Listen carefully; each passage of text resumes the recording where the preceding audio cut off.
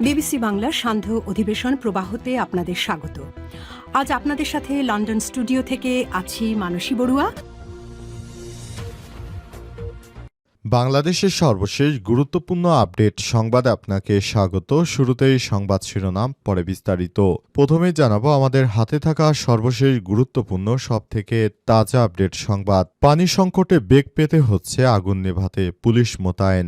রাজধানীর করাইল বস্তিতে লাগা ভয়াবহ আগুন, চারদিকে ছড়িয়ে পড়েছে পানি সংকটের কারণে আগুন নিয়ন্ত্রণ কঠিন হয়ে পড়েছে ফায়ার সার্ভিসের জন্য। ইতিমধ্যে ১৬টি ইউনিট ঘটনাস্থলে কাজ করছে। তীব্র যানজট ঠেলে ফায়ার সার্ভিসের সদস্যরা এক এক করে করাইল বস্তিতে আগুন নেভাতে যোগ দিচ্ছে। তবে আগুন এখনও নিয়ন্ত্রণ করা যায়নি।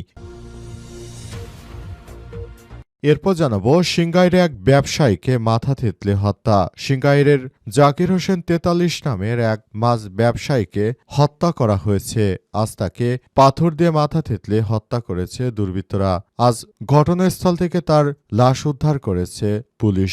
নিহত জাকির হোসেন উপজেলার চান্দহর ইউনিয়নের চটচামটা গ্রামের বাসিন্দা।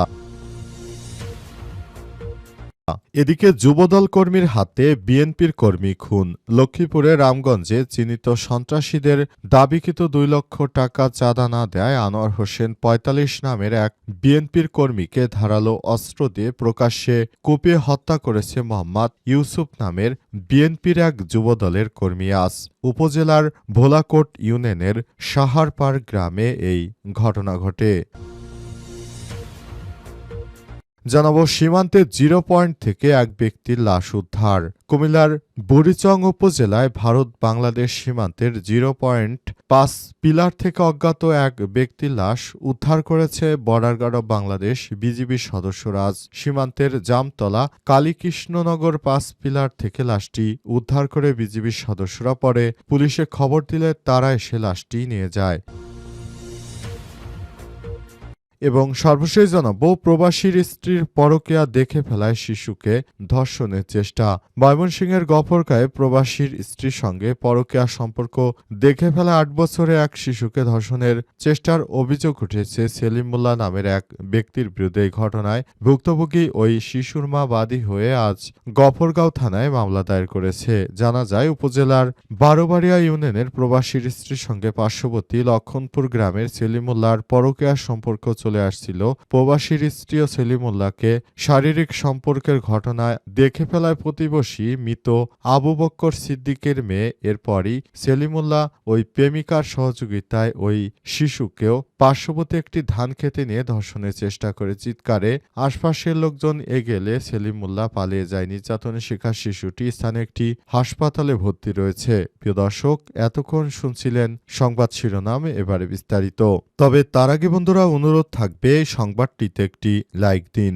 এই চ্যানেল আপনি নতুন হয়ে থাকলে আমাদের সংবাদটি দেখতে দেখতে চ্যানেলটি সাবস্ক্রাইব করে রাখুন। কমেন্ট করে বন্ধুরা আপনার মূল্যবান মতামত জানিয়ে দিন আপনি বিশ্বের কোন দেশ থেকে বা বাংলাদেশের কোন স্থান থেকে আমাদের সংবাদটি দেখছেন এবং শুনছেন। আর বন্ধুরা সংবাদটি আপনার সোশ্যাল মিডিয়া ফেসবুকে শেয়ার করে বন্ধুদেরও দেখার সুযোগ করে দিন।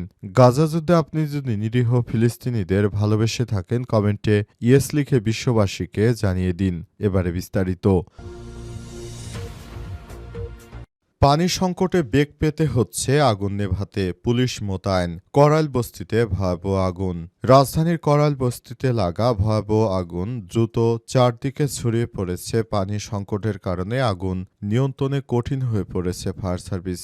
ইতিমধ্যেই সেখানে প্রায় ৩৬টি ইউনিট কাজ করছে। বিকাল ৫টা ২২ মিনিটে আগুনের সূত্রপাত হয়। তীব্র যানজট পেরিয়ে ফায়ার সার্ভিসের সদস্যরা ঘটনাস্থলে পৌঁছলেও পানির ঘাটতির কারণে আগুন দ্রুত নিয়ন্ত্রণে আনা সম্ভব হয়নি। ফায়ার সার্ভিস নিয়ন্ত্রণ কক্ষের ডিউটি অফিসার রাশেদ বিন খালিদ বলেছেন, ঘটনাস্থলে পানির সংকট রয়েছে, তাই আমরা পানি সহ আরও কয়েকটি ইউনিট পাঠিয়েছি। মোট ১৬টি ইউনিট থেকে বাড়িয়ে ৩৬টি ইউনিট করা হয়েছে, যাতে করে পুরো এলাকায় সমস্ত কিছু আগুনের ঘটনা নিয়ন্ত্রণে আনা যায়। আগুনের এই ধরনের অনাকাঙ্ক্ষিত ঘটনা যেন দেশের অভ্যন্তরে কোনোভাবে আর ভবিষ্যতে না ঘটে, সে ব্যাপারে আরও বেশি সবাইকে সচেতন হতে হবে, যাতে করে দেশের অভ্যন্তরে আর কোনোদিনও এই ধরনের কোনো অগ্নিকাণ্ডের ঘটনা না ঘটে। সেজন্য সবাইকে আরও বেশি সচেতন করতে হবে এবং সবাইকে একই কায়দায় সবকিছু করতে হবে, যাতে করে দেশের অভ্যন্তরে আর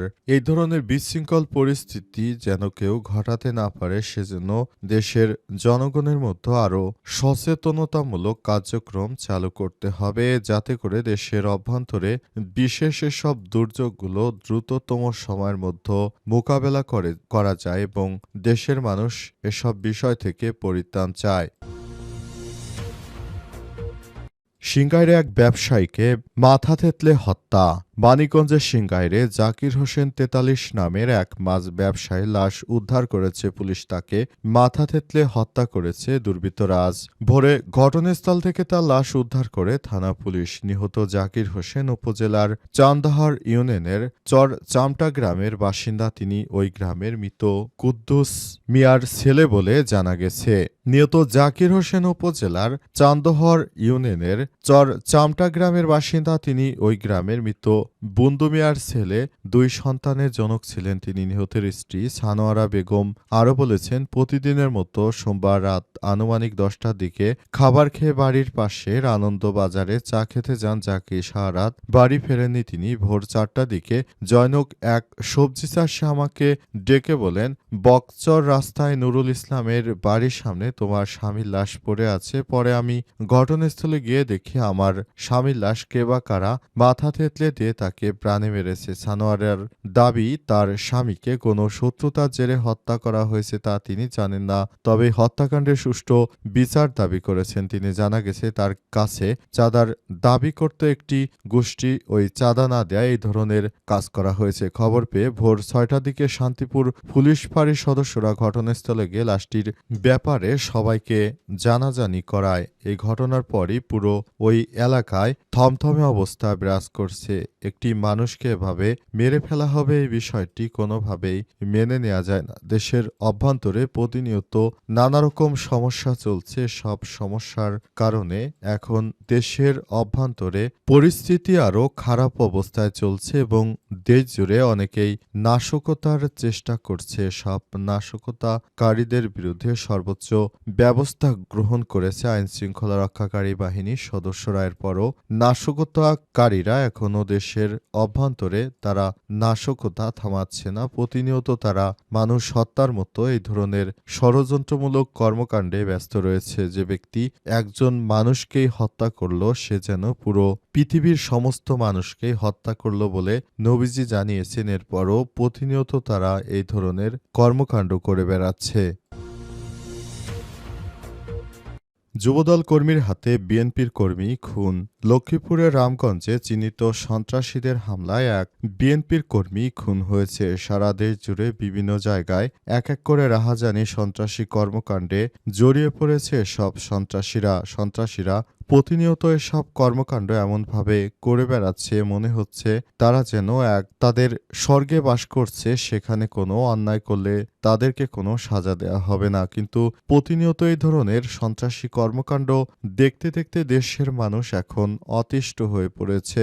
দেশের প্রতিটি মানুষ এর থেকে মুক্তি লাভ করতে চায়, তাই তারা একসঙ্গে কাজ করার সিদ্ধান্ত নিয়েছে। অন্তর্বর্তীকালীন সরকারের প্রধান উপদেষ্টা ডক্টর মোহাম্মদ ইউনূসের সরকার ইতিমধ্যেই দেশ থেকে নৈরাজ্যকর পরিস্থিতি সমাধান করার জন্য নির্দেশনা দিয়েছেন এবং সে অনুযায়ী অন্তর্বর্তীকালীন সরকারের প্রধান উপদেষ্টা প্রফেসর ডক্টর মোহাম্মদ ইউনূসের সরকার সেভাবেই কাজ করছেন এবং তিনি ইতিমধ্যে সব সন্ত্রাসীদেরকে চিহ্নিত করে আইনের আওতায় নিয়ে আসার জন্য সর্বোচ্চ সবকিছুর ব্যাপারে তিনি সিদ্ধান্ত গ্রহণ করেছেন এবং এরপরও বিএনপির সন্ত্রাসী গ্রুপরা এখনও সেই আগের মতোই চাঁদাবাজি, মানুষ খুনসহ বিভিন্ন কর্মকাণ্ড করে বেড়াচ্ছে।